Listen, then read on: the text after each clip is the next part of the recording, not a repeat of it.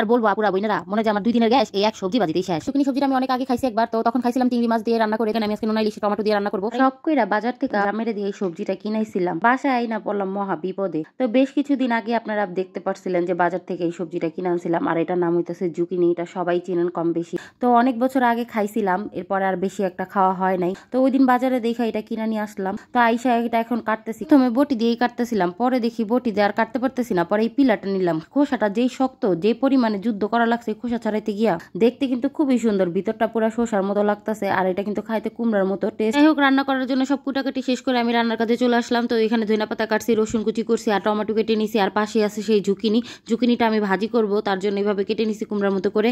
আর এখানে আছে নোনা ইলিশ। তো এটাকে আমি 10-15 মিনিট আগে হালকা কুসুম গরম পানিতে ভিজায় রাখছি, যাতে এটা লবণটা ছেড়ে যায়। এদিকে আমি ভাজিটা বসিয়ে দিছি, আর ঝুকিনি ভাজিটা আমি আজকে কুমড়া ভাজির মতোই করবো। তো এখানে পেঁয়াজ মরিচ দিয়ে নিলাম, আর ওই পেঁয়াজ মরিচটা একটু হালকা লাল হওয়ার পরে আমি এখানে ঝুকিনিগুলো দিয়ে দিলাম। ঝুকিনিটা দিয়ে আমি একটু হলুদ আর লবণ দিয়ে দিতেছি। আসসালামু আলাইকুম, সবাই কেমন আছেন? আশা করি সবাই অনেক ভালো আছেন। আলহামদুলিল্লাহ, আমরা আল্লাহর রহমতে অনেক ভালো আছি। তো যাই হোক, যেটা বলতেছিলাম, শুরুতেই বলছিলাম এই ঝুকিনিটা নিয়ে যে রান্না করতে এসে কি একটা বিপদে পড়লাম। ঝুকিনি বসানোর পরে আমার আরেক তরকারি হয়ে গেছে, কিন্তু এই ঝুকিনি রান্নাটা ভাজিটাই হয় নাই। এটা এত পরিমাণে শক্ত ছিল, মনে হইতেছিল যে আমি গরুর মাংস রান্না করতেছি। তো যাই হোক, এটা আমি পাশের চুলা আরেকটা ছোট কড়াইতে দিয়ে দিয়েছি, তেলের কড়াইতে দিয়ে আমি এখানে তরকারি রান্নার জন্য পেঁয়াজটা বসাই দিলাম। আর পেঁয়াজটা একটু নরম হয়ে আসলে আমি এখানে রসুন কুচিটা দিয়ে দিতেছি, আর রসুন কুচিটা দিয়ে আমি এখন একটু ভালোভাবে নেড়ে চেড়ে নিবো। পেঁয়াজগুলো সাইডে দিয়ে এখানে নোনা ইলিশটা দিয়ে দিছি, এটা হালকা ভেজে নিব।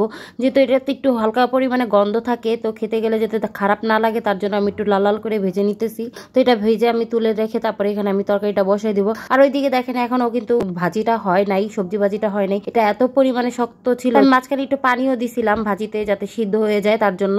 আসলে এই জুকিনি সবজিটা আমি অনেক আগে খাইছি একবার, তো তখন খাইছিলাম চিংড়ি মাছ দিয়ে রান্না করে তরকারি খাইছিলাম, এরকম ভাবে ভাজি করিনি। তো আজকে ভাবলাম ভাজি করি। তো এই ভাজি করতে গিয়ে এরকম একটা অবস্থা হয়ে গেল। তা যাই হোক, কি করার, আমি এখন লেড়ে চেড়ে ঢেকে দিছি।